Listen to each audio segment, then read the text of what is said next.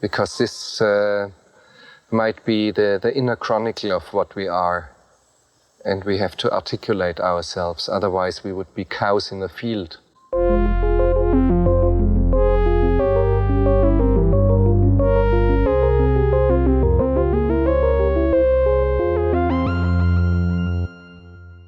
Welcome to Cows in the Field. This is a show in which we discuss philosophical themes in popular films. My name is Justin. I'm Laura. And today our movie is Billy Elliot. We love to boogie. We love to boogie. We love to boogie. Why don't you join in? Saturday night. And 1, and 2, and 3, and 4. I've been thinking of the Royal Ballet School. Aren't you a bit old, miss? Not me, you. Ballet. What's wrong with ballet? Lads do boxing or wrestling, not ballet. And our guest today is Aaron Meskin. Aaron is a professor of philosophy at the University of Georgia. He's written extensively on the philosophy of art and aesthetics. Welcome to the show, Aaron. Hey guys, it's really great to be here. We're excited to have you, and in particular, talk about Billy Elliot. So tell us, first off, about your relationship with the film Billy Elliot. Yeah, so I was thinking about this. I think I feel a very personal relationship with this film. So I don't think of it just as an art object that I evaluate or even one that I just enjoy. Like, it's really meaningful to me. I've danced for a long time. So I started taking dance classes in high school, and I've danced off and on throughout my life. I danced in high school. I didn't dance as an undergraduate. As a graduate student, I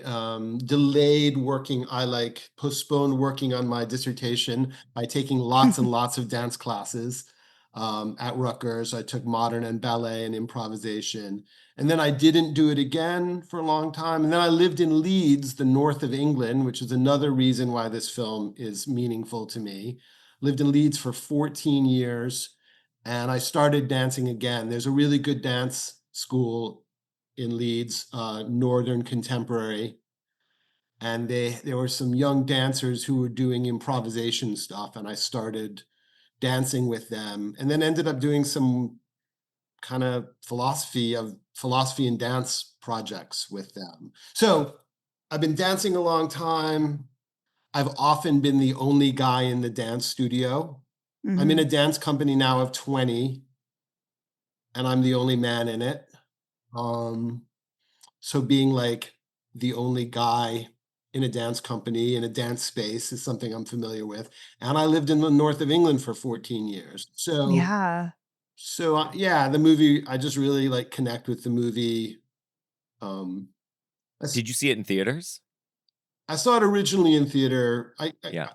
It came out in 2000, which is and I saw it in theater. I have watched it many times since. I was also thinking about this. It is the film that I recommend to parents to watch with their kids who are into dance. Particularly if they have boys who are sort of into dance or dance curious. I recommend it. I think it's a great film for kids. I think it's a very fun, interesting film for anyone. I think it's really good for kids. Oh, I thought it was, so funny, though, thinking about this movie and how it's this heartwarming tale. It was nominated for, Best Director and everything. But then there are a lot of F-bombs in this movie. It's rated R. Yeah. I love that Stephen Daldry's just like, no, we're not pulling punches with the language here. We're not going to soften the edges. So much fucking hells. Yeah. The version I was just watching so even after living in the north of England for 14 years, I sometimes struggle with the accent. Yeah. Mm-hmm. And so I did watch it with subtitles, with closed captioning, and they did correct the swears a lot. I saw that. They did. They were also making interesting choices, like they were doing fewer puffs and changing puffs to wankers. Yes. And I was like, is wanker better than puff? Interesting. The puff to wanker. I didn't really see why one is worse than the other. And it does kind of change the meaning but so wanker in Britain, you'd call any you could call anyone a wanker. Right. But Puff is clearly like a homophobic slur.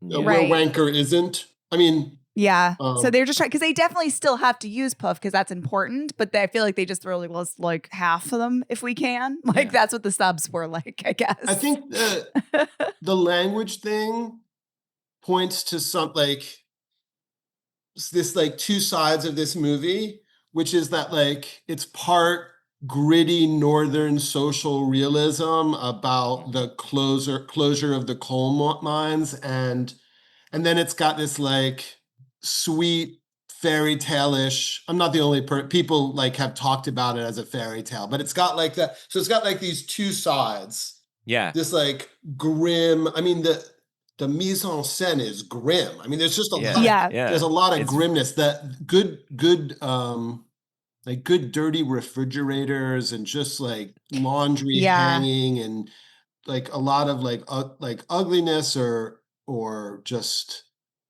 beaten down stuff. And then it's got like this sweet side to it too. I think that is something I like about it.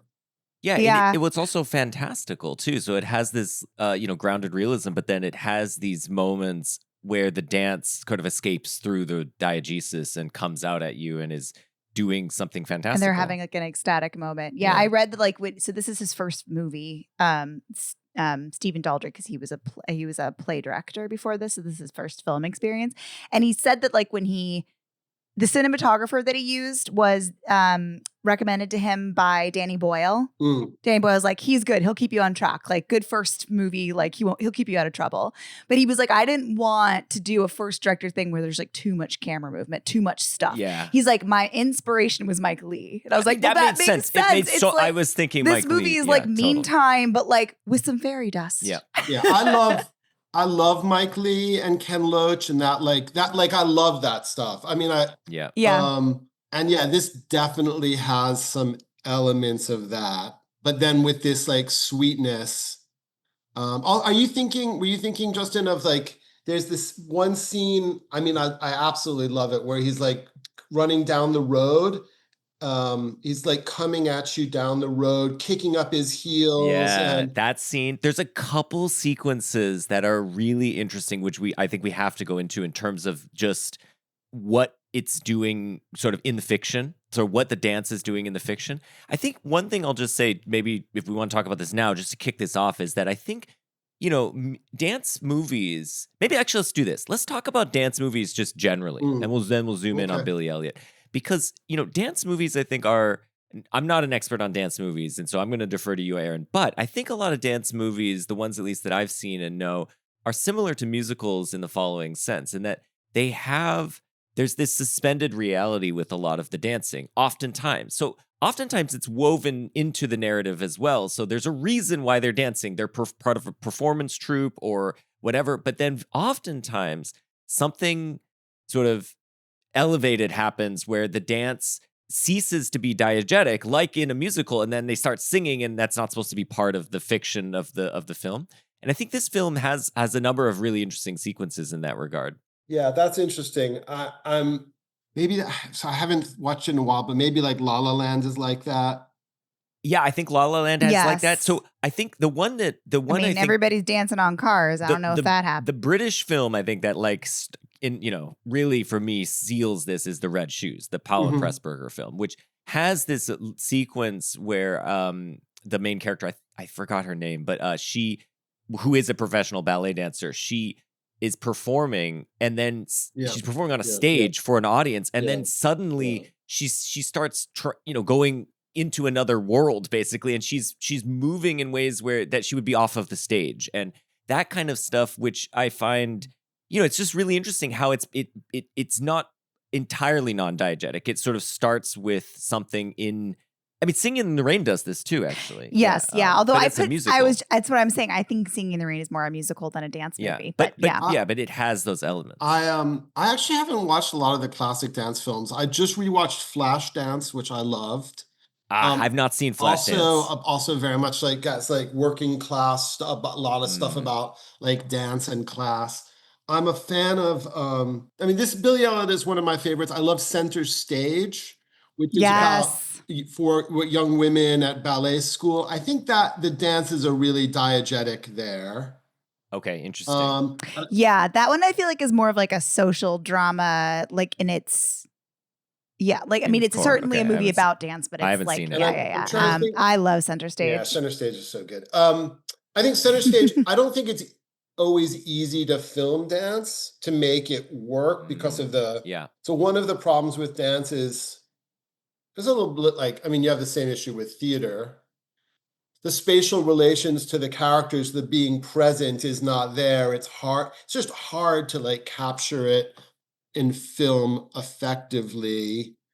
I thought at Center Stage, the dance is captured, the ballet is captured about as well as I've seen in film. How did you feel Billy Elliot did as far as capturing the dance? Because I think I could see where sometimes it's a bit of a mixed bag. So some of the sequences are cut very sharply, and I think that can. I didn't like the cutting. I mean, probably a double or whatever. I didn't like the cutting to his feet a lot. There was a lot of like shot of him and then cutting to his feet. I thought there were lots of bits that really worked for me. I mean, the opening thing, the jumping on the bed trampoline totally worked for me. I love that scene where he's coming down the road. That is like where he's coming down the road. He's like got the ballet slippers around his neck. That's a great one. Right before his dad realizes his dad found out he's really on a high, and he's like 1940s stepping down the street. It's just he does like a little Fred Astaire thing. Yeah, it's just super. Yeah, I thought that really captured the joy of the dancing. One thing about some of the dancing scenes is that like his audition, they are awkward. They're awkward and like very masculine. Like there's a lot of like saluting and like sharp angles and stuff. Yeah, I think I mostly liked the dancing. Billy is played by, in this movie, Jamie Bell, and you know, as far as I can tell, but you tell me, Aaron. I mean, I think he seems like a fantastic dancer. He seems like he trained and knows what the moves that he's doing. Yeah, what did you think of Jamie Bell as Billy? I mean, I think he's incredibly charming and he's a good dancer. Here's what I think he captured. So some people are good, can be really good movers. They're comfortable with their body. They're comfortable moving. They can connect to the music, connect to things. I think he managed to pull off being like physically gifted while not knowing a lot of dance.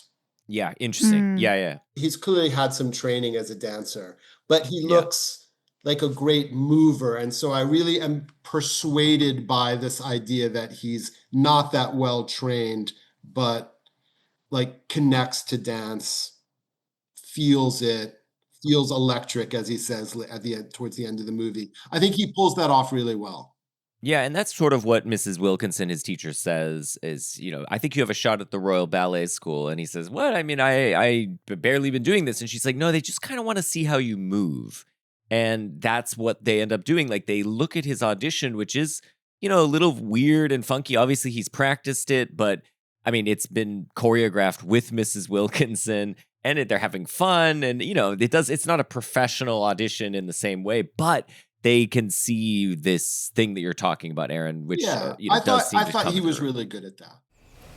This'll sound strange, Billy, but for some time now, I've been thinking of the Royal Ballet School. Aren't you a bit old, miss? No, not me, you. I'm the bloody teacher. They hold auditions in Newcastle. Never be good enough. I hardly know out. No, look, they're not interested in how much ballet, you know. They teach you that. That's why they're a ballet school. It's how you move and how you express yourself that's important. Express what? I think you're good enough to go for it. Yeah, I actually like his acting. I like his friend, too. I do. Michael. I do like Michael. I like I actually like I mean, it's complicated, the portrayal of queerness in the movie. But I did like Michael and the portrayal of Michael. It's like kind of sweet. What's the complication there? I mean, I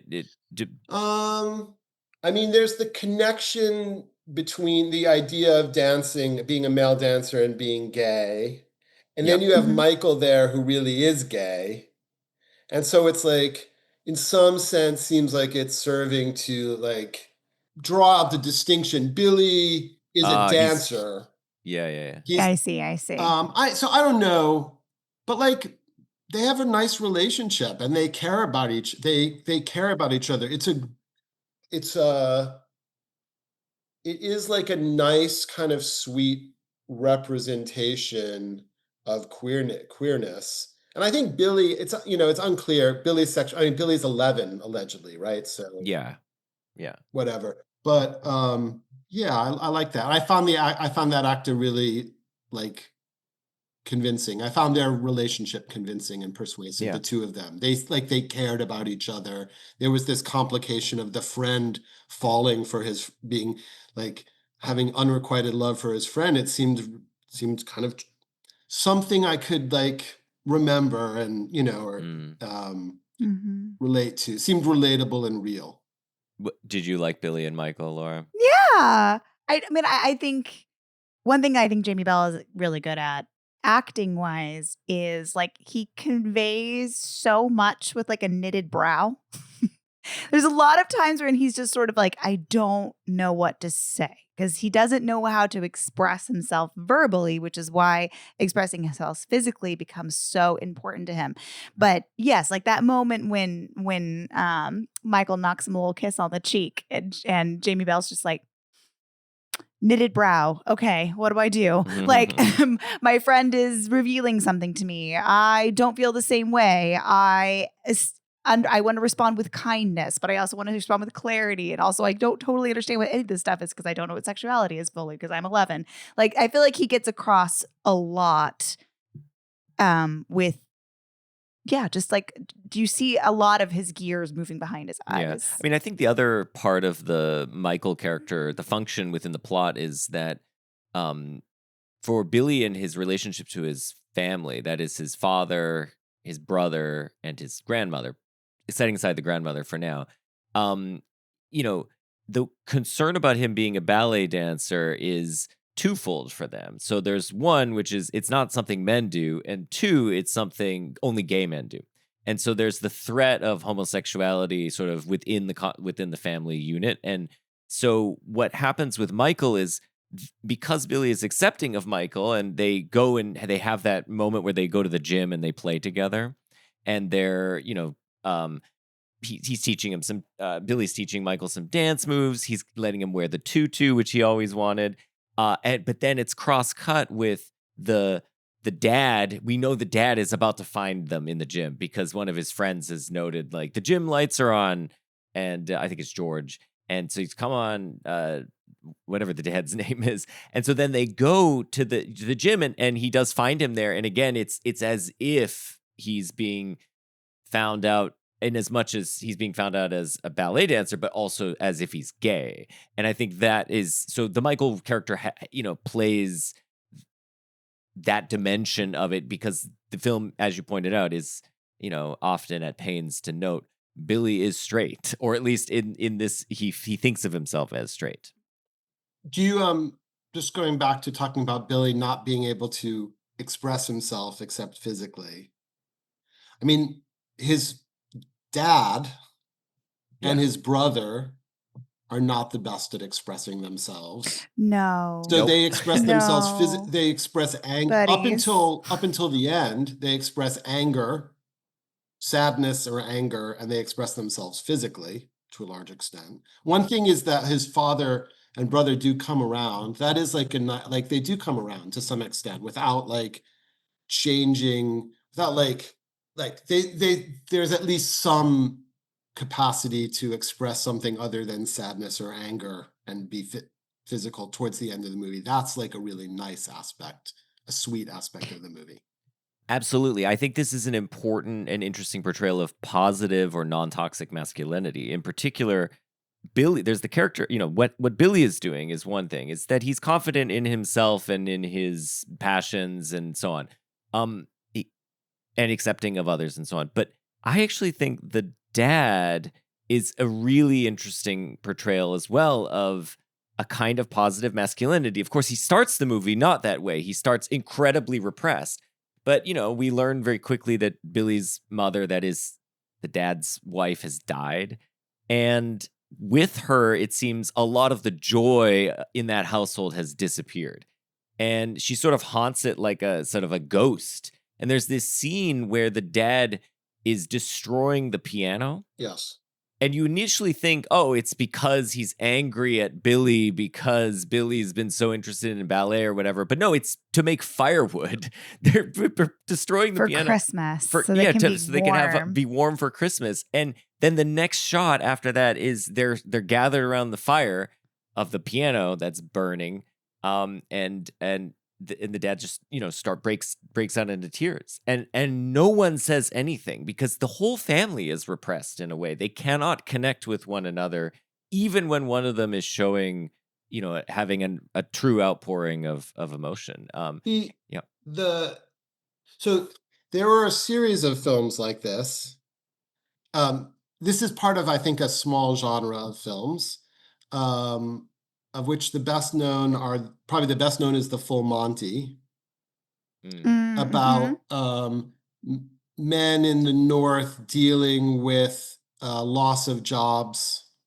I think it's also mining, but and dealing with like masculinity and like what kind of men they're going to be, and then they like realize they're going to like strip, right? Yeah. So and then there's Brassed Off, which is a movie about I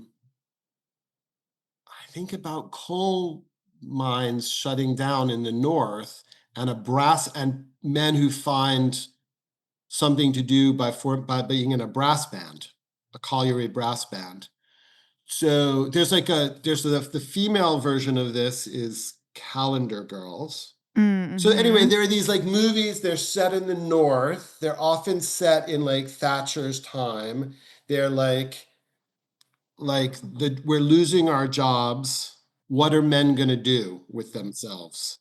And so I think that this movie, maybe not perfectly, but like interestingly addresses that and tries to show some alternatives and some growth is a thing that seems significant and valuable, especially for our time when masculinity is a major issue and we need to have some new models of it. Yeah, and I mean, I think, well, the thing that I find so sort of, I don't know, inspiring about the dad is that he's able to change his outlook in response to Billy's. It's directly in response to a dance number that Billy does before him when he finds. We're talking again about the scene where he finds Billy and Michael in the gym, and he's so angry. But before he can say anything, Billy starts dancing, and he doesn't say a single word to Billy. He just leaves, and you think, "Oh my God, this is the end of their relationship." But no, he goes to Mrs. Wilkerson's house to ask her how much it's going to cost to get this guy to London. He believes, and he wants to support his son. And then he crosses the picket line to do. I mean, he does a lot to help him. Yeah, other things just about portrayals of masculinity. You've got the dance teacher's husband, who's like a drunken Tory spouting off anti-union stuff. I mean, he's been made redundant. He's obviously a middle-class guy, but he's also been made redundant. He doesn't know what to do. He drinks. Debbie says he pisses himself. And then actually the scene in which Billy's dad, is it Terry? Well, Billy's dad. I forgot. It wasn't listed on IMDb. Well, when he goes in and like when he's going in as a scab. Yeah. And Tony follows him. But Tony actually, there's like a nice moment there of son-father where he actually sort of like reassure, like he stops with his like rage and like actually expresses care and understanding for his father. I just want to mention one other thing about Tony, who's like just like kind of like an awful dude. There's that throughout most of the movie. There's that amazing scene where he's dancing. When Billy is dancing to, I love the use of the T-Rex album. Like, I think I love the T-Rex in it. But there's Billy choreographs a song and it's cut while they're working on it. Billy and the dance teacher are choreographing a song, and it cuts to his brother in the room, like playing air guitar and dancing to the same song. And it's this like nice moment which shows like even repressed guys who like think dancing is for puffs also dance. Yeah. Even our Tony dances. Yeah. Our Tony. It's a great moment. One thing we didn't talk about, you said that like his family is things like men don't dance and only gay men dance. Yeah. I mean, the other thing about the movie is class, and that like makes it really British to me, that like it actually addresses class in a way that like American movies, like it's very explicit. The class difference between Billy's family, the dance teacher and her husband and Debbie. So like, I think one aspect of like Billy's families, it's like, this isn't a thing that people like us do. So it's not just like men don't dance and only gay men dance. It's like people like us don't dance. His grandmother says she could have been a dancer, but it's like it's like an odd thing that she repeats. But she's a woman. I mean, I think there's a gender thing going on here. It's like, I think the father clearly has aspirations for both of his sons to be coal miners. Justin, you're an American, so you think everything is about gender. But class also matters. Justin. It's both matter. I mean, the other aspect of class in this film is that when he goes to the Royal Ballet School and he meets those people. Yeah, that's how I was going to get to that. There's like that scene where they're like walking into the building is just an amazing scene. But also the ending scene when Tony and his father like are on the subway wearing their ties. Like there's so much about it, this movie, that like looks at or addresses, portrays class difference. I find that I don't find that as much in American movies. That's something that this genre of Northern films, this is like a, Ken Loach, Mike Leigh thing. You show class difference. And I think here's the other dimension of it that's very British to me and very non-American, is at the end of the film, Billy becomes this amazing ballet dancer. We see this, years on. But where are his brother and his father? They are descending into the mine. That's almost like one of the few last shots of the film is them just going down in the mine. So what that's, again, the idea is there is in certain rare circumstances, one can transcend his class. But for the most of us, that's not how it works. You just keep perpetuating the same situation your father was in, and that's very non-American. That's the anti-American dream, so to speak. Maybe there's like a bit of a ambivalence. I've seen some people say, well, look, it's like, yes, the movie portrays class and the significance of class, but Billy, it's like it's a fairy tale of a person making it good, right? That like, so there's an aspect of it which is like, it points to this, how like an individual suggests like an individual can escape or something, or get like, but maybe the fact that the father and brother there's that scene, it's right before they go to London and before the cut ahead 20 years or whatever. Yeah. Maybe that does I mean, they're clearly, they didn't leave the town. They've come in on the train and whatever, how many years later. Yeah, and they look very out of place. Out of place, yeah, totally. Yeah. I mean, here's another dimension of class that I think is really important, is the film actually, I think, suggests part of the explanation for why these things continue to perpetuate themselves. So the demands that are put on the striking mine workers are conform. Don't work, don't cross the line. If you do, we're going to stigmatize you and shame you and so on. And that's exactly because if you are, running a strike, it's only going to be successful if you stop the work completely. And so these scabs who are, effectively, free riding on the system because they're getting some money and maybe even more money than they would have because there's fewer workers momentarily. That is, there's this again pressure, but both the father and Tony, they get into various conflicts about how to do this, and again the pressure. But the father says like, no, we just hold the line. Tony wants to go and I don't know, enact chaos or something, maybe hurt someone. He goes out with a hammer at one point. And the dad has to say, no, the key, we don't need you in jail. We need you on the picket line. So there's a scene, there are scenes that cut back and forth between the picket line and Billy dancing. Yes. You see that like what you were just talking about, that like so you see this sort of aspect of keeping people in line. The only way the union is going to function is if everyone holds the line, as it were, conforms. Then you cut between to Billy doing this very different thing. I mean, Billy is not helping the miners strike. Yeah. I mean, he's 11, but nonetheless, he's not helping. He's not doing what his father wants him to do. Class perpetuates by social pressures continuing to perpetuate these things generationally. And I think that's what's going on with the father. What he sees as the only options for his son within the structures that they understand themselves is so it's important that they preserve that as an option. This is what we do. My father is a coal miner. My sons will be a coal miner. This is how it will always be. And Billy breaks free of that. There's friction in his breaking free of that cycle. And strife, because it is, it's not what his father envisioned for him. This is like an odd thought I had. I was watching that scene and thinking about it. With this scene where there's like, it's a very violent picket line and it's cutting back and forth between Billy. There's something about the physicality of the men in the strike that's a little bit like a dance, like a very, they're like, it's very physical.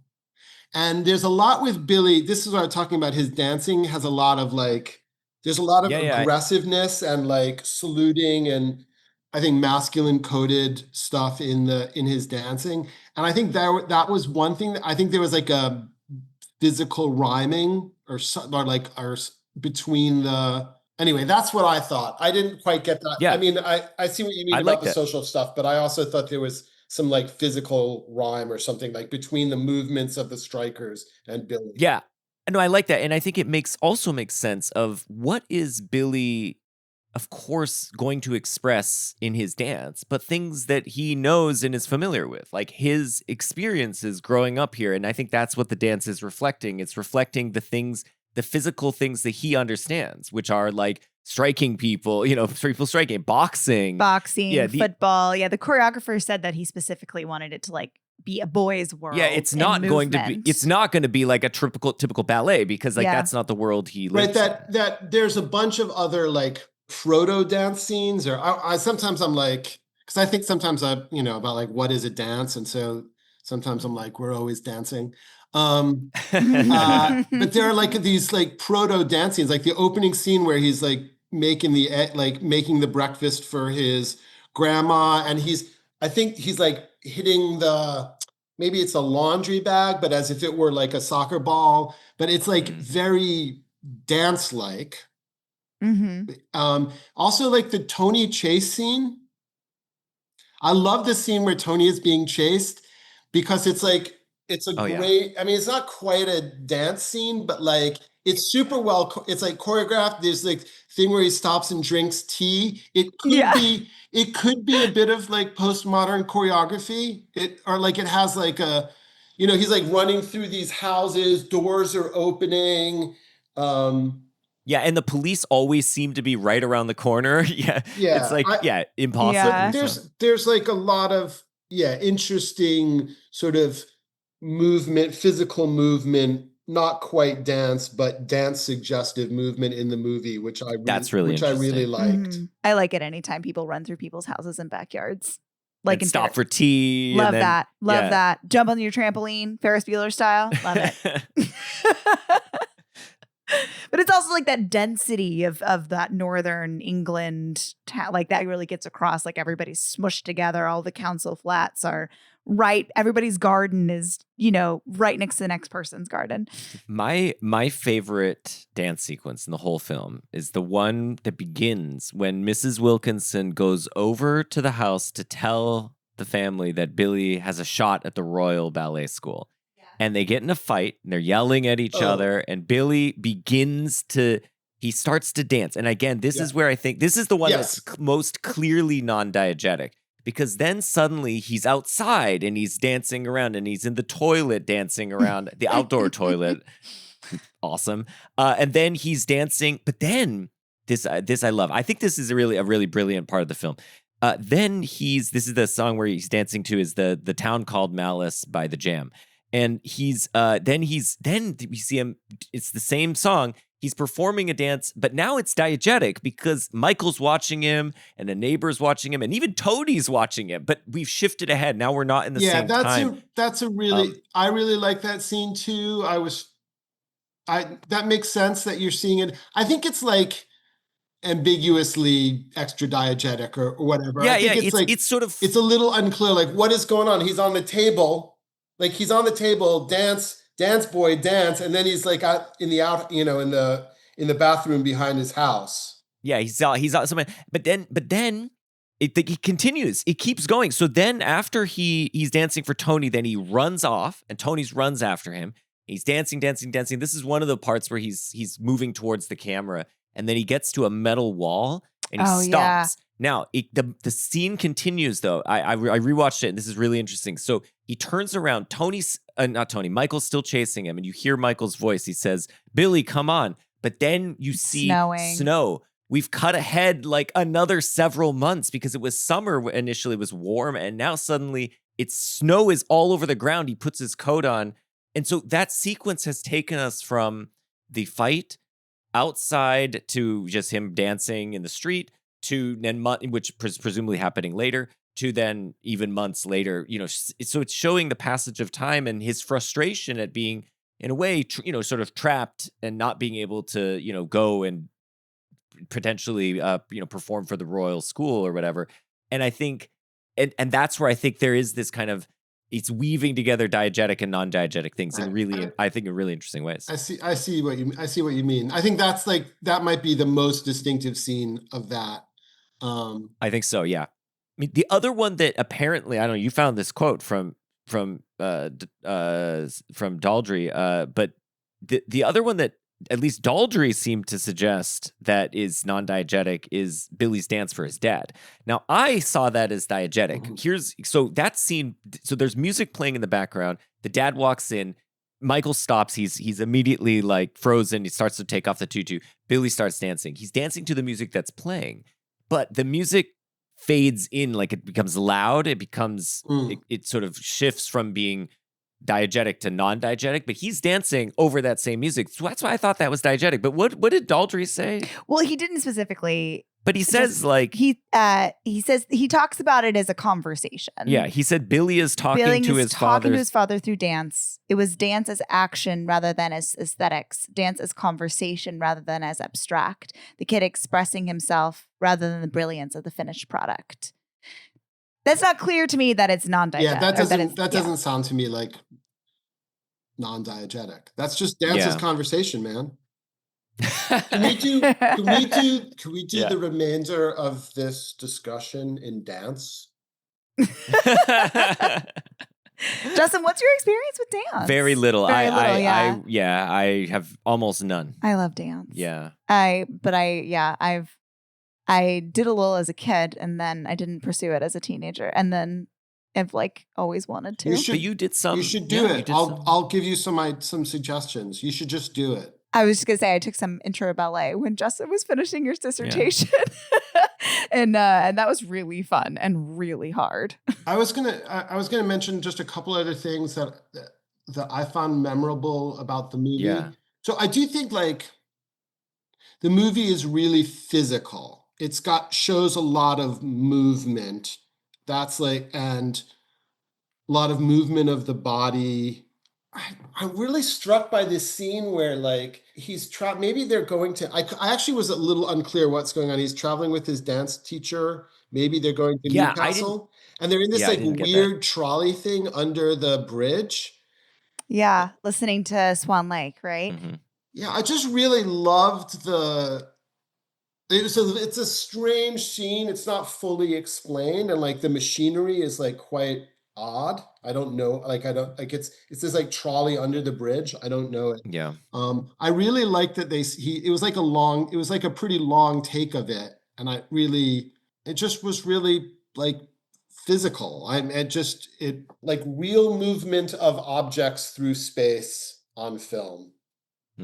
Are they playing the Swan Lake like as you're watching that piece of equipment go underneath? Yeah, is that kind of yeah. It's just like this. I mean, as somebody who hasn't spent any time in Northern England, this movie also is just like a beautiful coming of age story where you're sort of he's seeing more of the world through dance because he's going to new places. He's going to London. He's going farther than anybody in his family has ever gone. And it's like, it's photographed in a very beautiful way. Like you're like seeing these scenes like they're like phenomenal landscapes, and they're gritty and they're dense and they're, you know, manufacturing towns. But the way it's shot, like you're seeing it through the eyes of a kid who's seeing more and more of the world. Yeah. Do you guys know about is it clear? It seems like you guys did a lot of reading up. You guys do a lot of reading. You guys read a lot. Nah.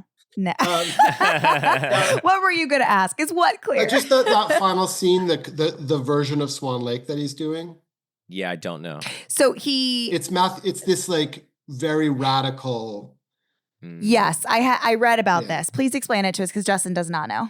So it's this like reimagined version of Swan Lake where like there are male swan. I mean, I haven't seen it. I've seen some of Matthew Bourne is the choreographer. He was a big thing in like the late 90s, early 2000s in England. I don't know if he's still a big thing, but he was a big deal. And it was like reimagined postmodern like ballet. You just have lots of men playing the female swan roles, and he's playing and Billy is playing like the lead swan role, and that's the Natalie Portman role. Yeah. Sorry, yeah, exactly. From Black Swan. Sorry. So it's like a cool, super interesting, like non-traditionally gendered. I don't know if it's avant-garde. I would say it's more like it's like artsy, interesting ballet. And that's the thing that he's in at the end, which is it. I mean, it's interesting. Just with all the gender stuff earlier, and that you've got this gender reversed Swan Lake right at the end. He looks amazing. I mean, I find that like final shot, just like the final couple shots, he looks so incredible. The costume is amazing, and that final leap is just mind-boggling. Yeah, yeah, and I do love. I mean, I love movies like Center Stage is a lot where they're like ballet is really fucking hard, and you like your feet bleed.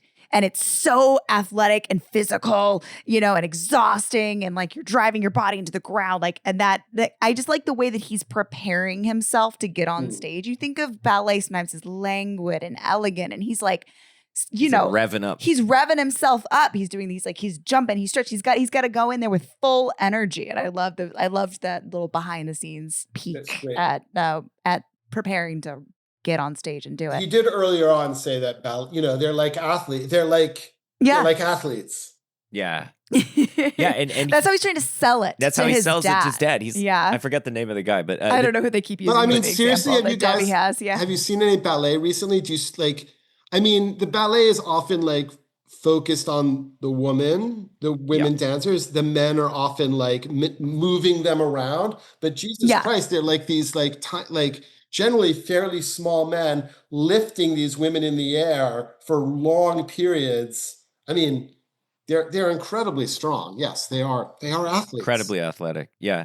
I mean, it just thinking about the bird thing though, especially he even says when he's describing what it feels like to dance to the to the dance team at the Royal School, he says it's like flying. He says, I'm just there flying like a bird, like electricity.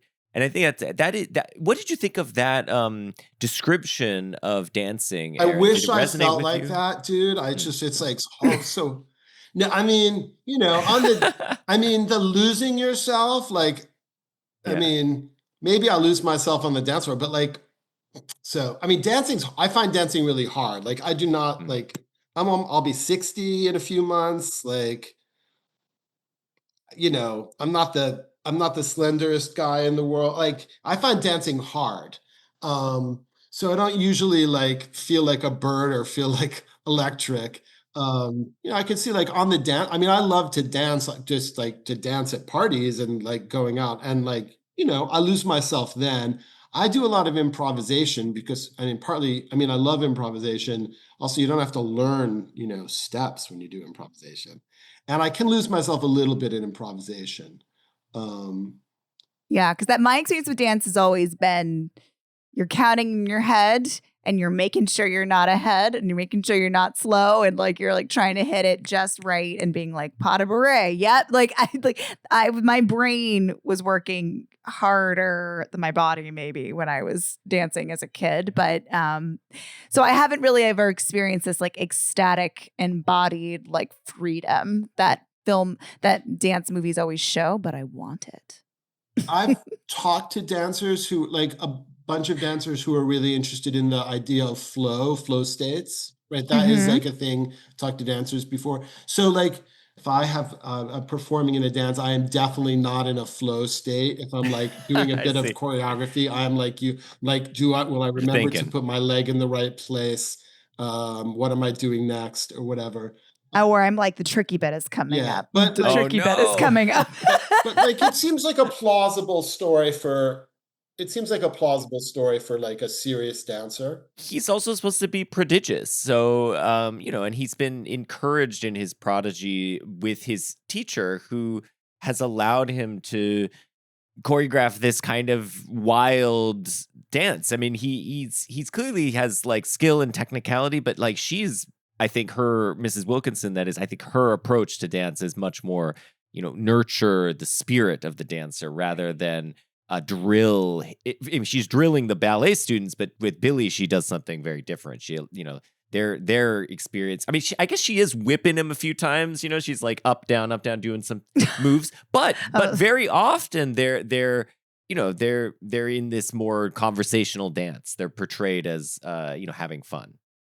Yeah. Yeah. I mean, I was trying to think about what I wrote down some of my favorite dance movies and I was trying to think like what makes a good dance movie. And I think generally it's, I feel like the plot of a lot of these are there's a culture clash. There's a difference between perspectives, worldviews that two people are not able to articulate to one another, or socially it's very hard for those things to meet.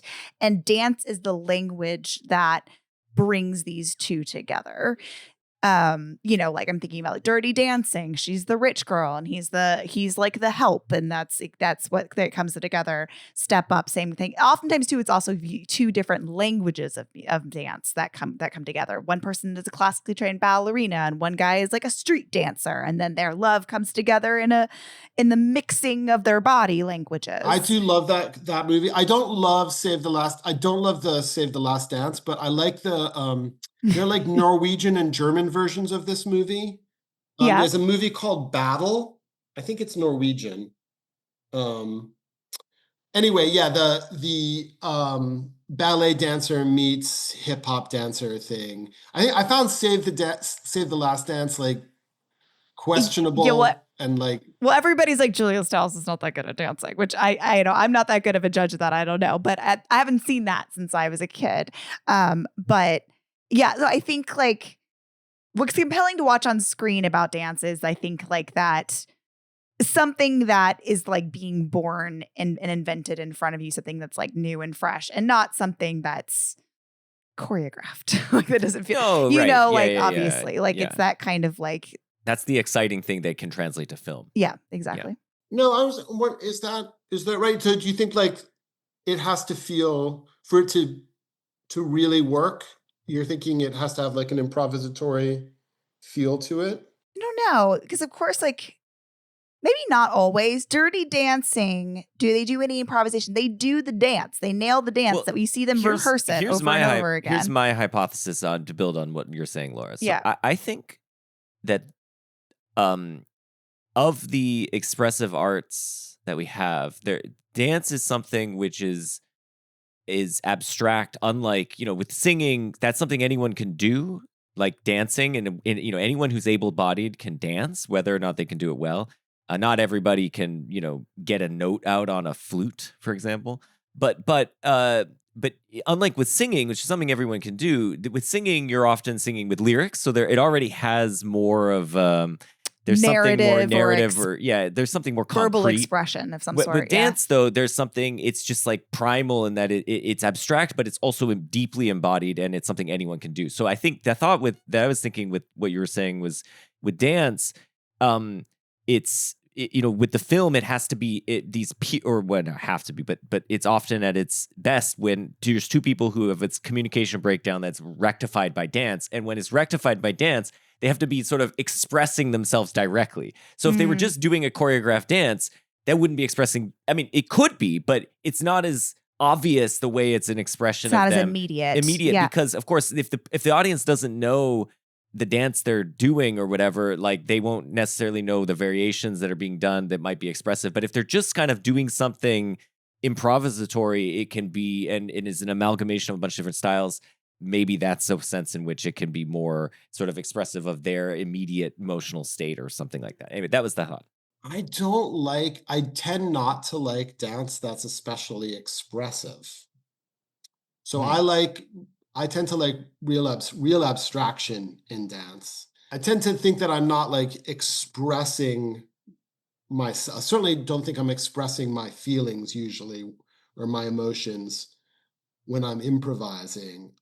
I think like I'm exploring movement and space, and spatial relations with others, and exploring relationship to the music. But I don't conceive of like what I do typically in terms of expression. Most of like the improvisers I've worked with also don't think in terms of expressing themselves. I mean, it's obviously something that one could do.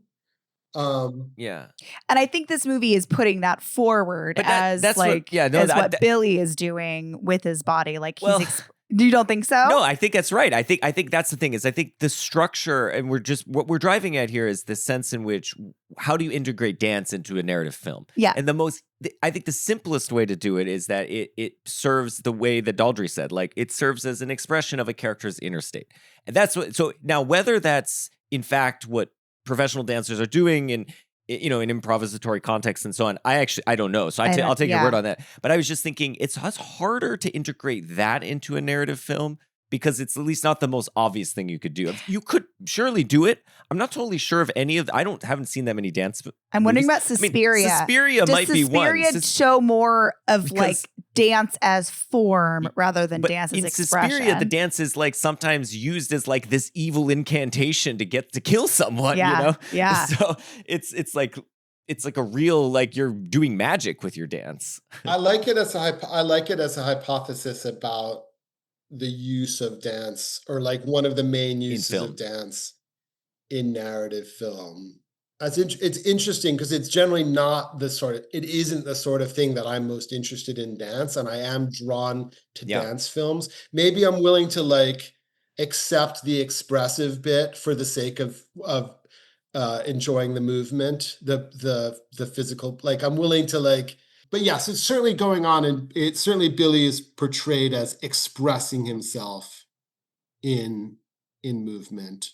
Or at the very least, I mean, actually, so at the very least, it's that it's a representation of his inner feeling.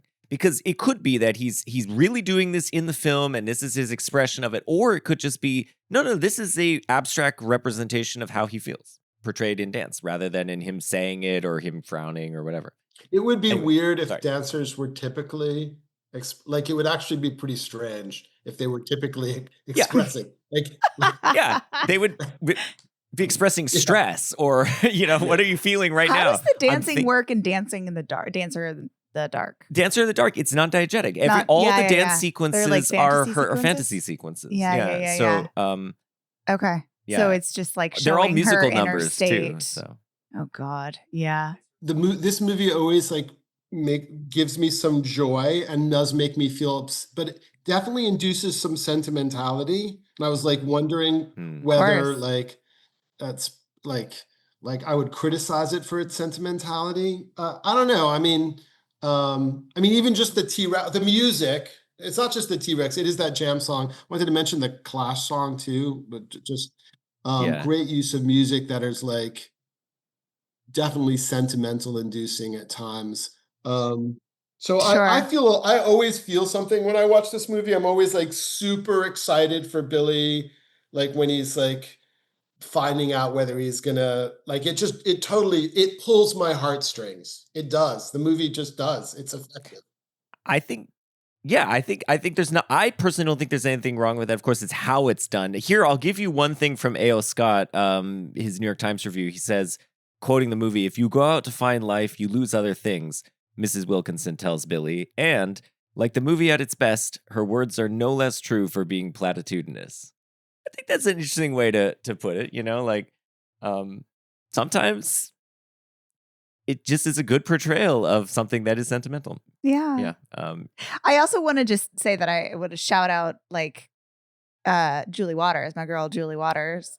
Walters, excuse me. I love Julie Walters as Mrs. Wilkinson. I love that relationship that they have too. That like that's another category into itself, like the like coach/mentor relationship, which is often combative, and of course they have to rebel at one point and then come back together again, and maybe the coach has to or mentor has to loosen up a little bit and come to the side of the person to understand who they are, and they have to like they also have to meet in the middle somewhere through dance or through expression or however that is. But the scene where he unleashes onto her and it's just like, you have no idea what I'm going through. Like, you don't get it. You're an old lady. I'm a kid. I have no control over everything. You have a nice house. Like, my dad's like on the picket line here, like, fuck you, and he finally just like, he actually says all the things he wants to say to his parent, to his dad too. And she hits him and then holds him. And I just like that was maybe my favorite scene. She is really good. The portrayal of like, and Debbie, I really liked it. I think Debbie's hilarious. Awesome. And first you don't know who Debbie is, and she's always correcting Debbie. She's like, shut up, Debbie. And you realize that's her daughter. Debbie has this like what, she's 11 and she's like seen it all. Like she's seen it all. She knows her mom is a dance teacher because she's unfulfilled because she doesn't have sex. That was it was great. She's really great. Guys, my favorite line of the film is spoken by the dad. This is when they're on their way to London, and what's what like? London? I don't know, son. I never made it past Durham. Have you never been, like? Why would I want to go to London? It's the capital city.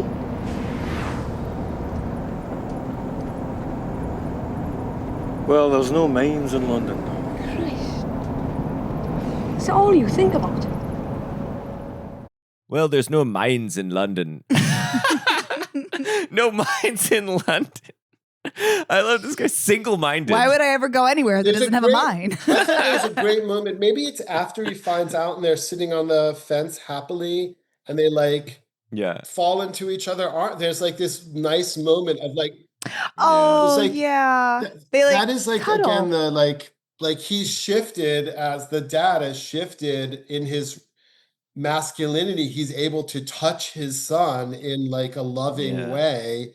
They're like laughing and hugging each other. It's really sweet. There's a lot about the movie that's really sweet. I guess maybe the question is like, there's a lot that's really sweet, and then it's like kind of the miners are going through like they're being treated really badly. The cops are horrible. Thatcher's calling them the enemy from within, which sounds familiar. But then there's this like sweetness over it. So that like, maybe that's when I feel like, is my sentimental warm feeling justified? Because that is a brutal scene when they're going back down into the mines at the end. So I think that's the question that I'm left with, like about the movie is like all this, like there's all this sweetness, kind of platitudinous, but like good platitudinous, and like growth in portrayals of masculinity, and then there's this just like bitter defeat of these miners. It's really so anyway, I'm like, should I feel good at the end of this movie? Well, someone got out.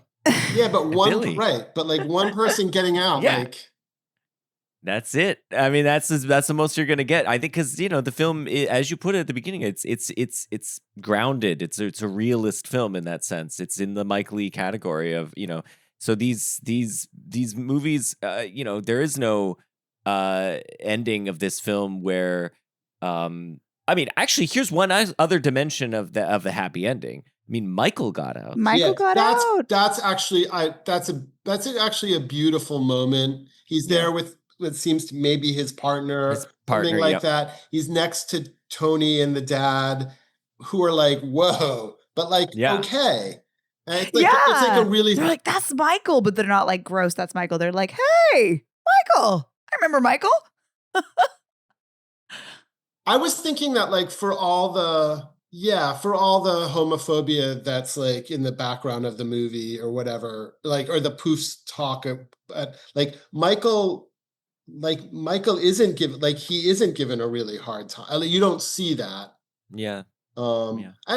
Maybe that's just hidden, but the fact that he got out at the end and he seems happy and he seems to be who he wants to be at least that's a nice moment. There's a lot. It's a lot to make you feel good as those guys are going back into the coal mine. Yeah, but they chose that. I mean, he wants to be a miner. The dad and the son as well. I mean, I feel good at the end of the movie. I think like what my feeling on it is that Billy, through his open-heartedness and through his pursuit of something that makes him so passionate, has changed the people in his life around him to be a little bit more open-hearted. That's right.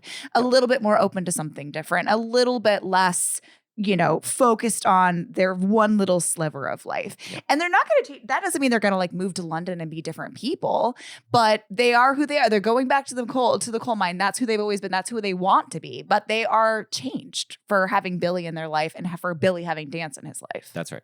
I was going to recommend a movie to you guys. Yes, Aaron, tell us another. If you liked Billy Elliot, what should you watch next? I love this movie. It's hard to get it right because there's another movie that's like got almost the same title. I think it's Street Dance.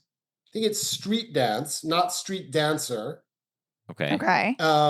Yes, it's Street Dance 3D.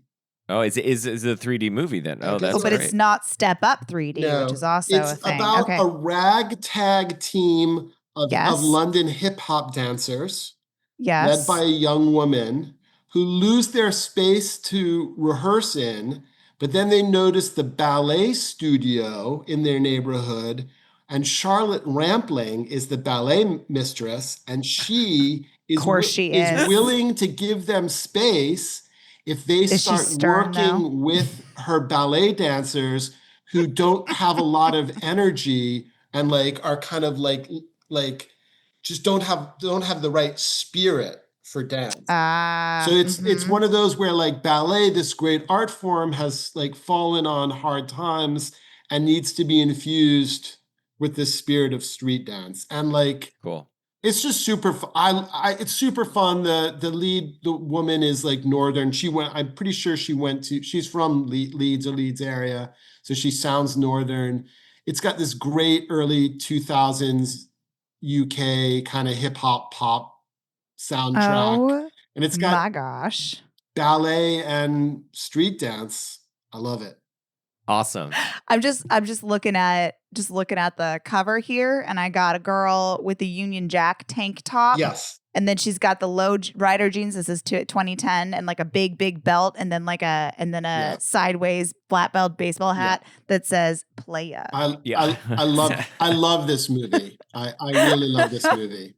I need to see this. Aaron, in honor of you coming on and recommending it, we will watch it, and it's on Amazon Prime, I guess. Yeah. It Hell looked yeah. like to me. So Charlotte we will check that Rampling, out. so good.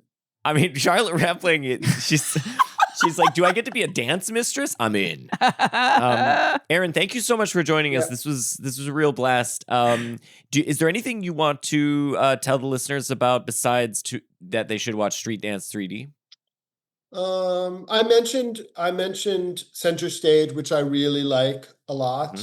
I guess I would encourage people to dance. I think that's there we go. I think both of you. I think you guys should like take some dance classes together. That would be fun. What is it? How about this? When I come to Boston, we're going to go out dancing. Oh my gosh. Here's what I will say. I feel a lot more comfortable dancing in a choreographed dance where I am doing the same things in unison with other people with my body faced out. I have done some like, partner dancing and I can't deal with that. I get all giggly. I don't know. It's I guess so intimate. I do think dancing feels great.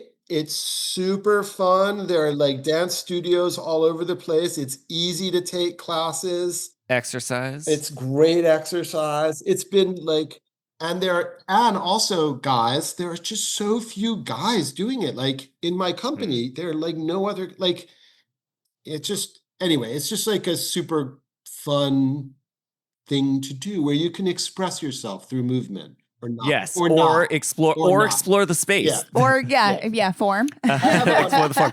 I just let you know, I got a little bit of grant on a philosophy dance project. Cool. I'm writing a chapter for Alex Plakis's and Dan Kelly have a book on awkwardness, the social psychology of awkwardness, something like that. And I have like some like thoughts on Alex has a great theory of awkwardness, and I've got some thoughts on it about like how it doesn't work in the aesthetic realm. And I wrote a little grant to get some money to work with the director of my company and two other people on exploring awkwardness and the philosophy of awkwardness through dance. That's cool. So cool. Oh, that's really interesting. Yes, super fun. Awesome. Well, thank you very much, Aaron. That was amazing. And people should dance and check out, what was it called? Street Dance 3D. As for us, we are at cowspod on Twitter, Blue Sky, Instagram. You can find us on the web at cowspod.com. If you enjoyed this episode, you made it this far, please leave a rating and review on Apple Podcasts or recommend the show to a friend. We are coming back in 2 weeks. We'll be discussing Looper with my colleague Tushar Menon, we've mentioned Tushar on this podcast before because Tushar knows physics. So he's going to teach us about the physics behind Looper. Heck so yeah. We're going to get into that. And he's a big Rian Johnson fan, so it should be fun. All right, see you guys then. Bye.